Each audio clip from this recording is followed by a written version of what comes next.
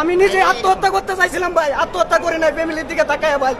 আমার জায়গায় অন্য কেউ হইলে ভাই আত্মহত্যা করব। তো ভাই আপনাদের উদ্দেশ্যে একটা কথাই, আপনারা এই ভিডিওটা সরকারের কাছে পৌঁছাইবেন, যাতে এই কথাগুলো সরকার বুঝে যে একটা প্রবাসীর কতটা কষ্ট নিয়ে আইয়ে। আপনারা দুজনে নিজের চোখে যারা আছে প্রবাসে তারা অন্তত পক্ষে জানে যে রুম থেকে বাইরে হতে পারতেছে না পুলিশের ডরে। এটা যদি সরকার তদারকি না করে তাহলে কেমনে প্রবাসীরা থাকবো ভাই। ভাই মাত্র 4 মাস পরে ভাই বর্তমানে 5 লাখ টাকা ঋণের উপরে আছি। আমার বাপের ভাই একটা কেতো নাই বা বাড়িতে সম্পদ নাই, যা করুন লাগে এখন আমার খাইতে যায় ঋণ দিতে হইব।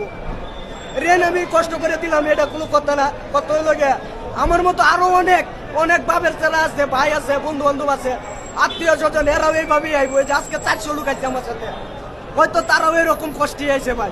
এমামা কোম্পানির লোক আজ পর্যন্ত আমি শুনি নাই যে বলদিয়ার লোক দোষে, কিন্তু ইদারিং বলদিয়ার লোক এই 2 মাসে প্রায় মনে করেন যে আমার ক্যাম্পেতে 800 লোক দোষে, আমার ক্যাম্পেতে 800 লোক দোষে। এই রমজানের 22 রোজার মধ্যে আমি ধরা খাইছি।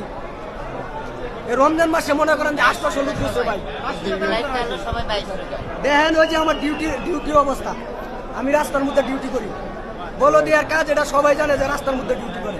4 মাস হয়েছে গেছি, এই যে আকামা আছে, ব্যাংক কার্ড আছে, এই যে বলদিয়া কার্ড সবই আছে ভাই। 4 মাস হয়েছে গেছি রাস্তার মধ্যে কারো ডিউটি করতেছি, পুলিশে ধরছে, ধরে লয়ে গেছে।